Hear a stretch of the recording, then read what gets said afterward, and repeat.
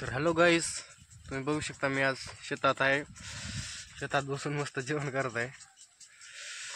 तर तुम्ही बघू शकता का, तुम्हाला दाखवतो. तर तुम्ही बघू शकता गाईस, भाकर चटणी चिवडा एकदम मस्तपैकी जेवण चालू आहे. आणि तुम्ही बघू शकता पाठीमागे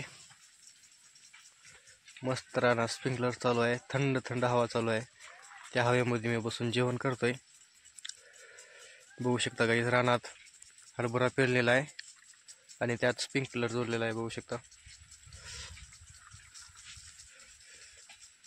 स्प्रिंकलरचा पाणी जेव्हा जमिनीवर पडतो ना, तो खालील मातीचा असा सुगंध भारी वास येतोय.